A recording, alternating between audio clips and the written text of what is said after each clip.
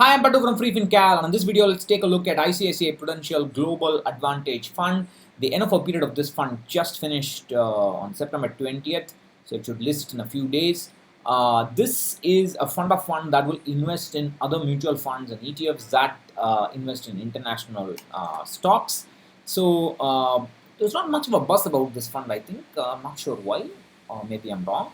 So the asset allocation of the fund is as follows. It will invest a minimum of 80% of its assets in international ETFs on international mutual funds. The rest of it can be in Indian ETFs or Indian mutual funds, whether it can be equity or debt and so on. A little bit of cash it will always have.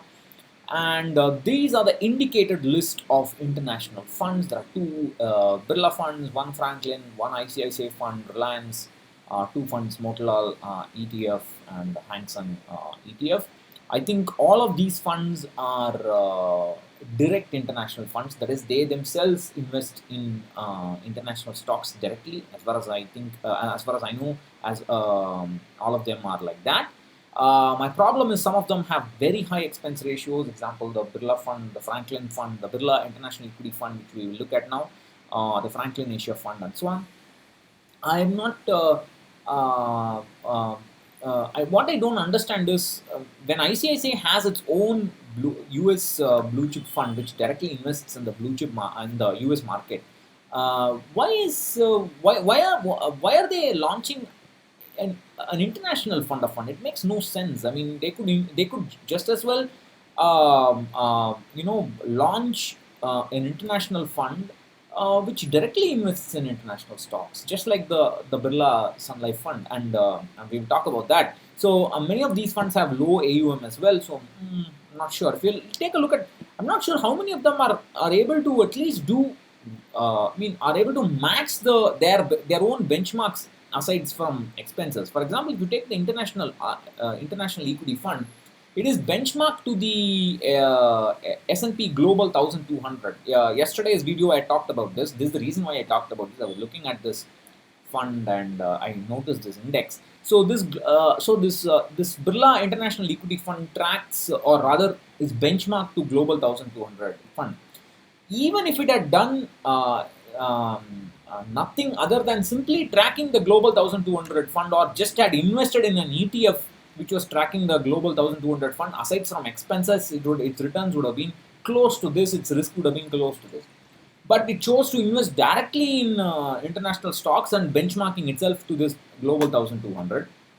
And I'm not sure that has gone too well. So this is the normalized growth of both the ABSL fund and the Global 200. You can see the blue line is the Birla fund, and the Birla fund has done some kind of active management in the middle, and then this active management has backfired tremendously, and then it seems to have more or less closely followed this fund, reasonably close, at least in the recent months. And to 2.2% nearly for the direct plan for this kind of management is simply atrocious. And if you look at the 3-year rolling returns for this fund, it's pretty bad. It's really, I mean, it's not something to make a song and dance about. So, I mean, both ABSL as well as ICICI could have simply launched a fund that just tracks an ETF like this. I mean, you already have a US based fund. ICICI already has a US based fund.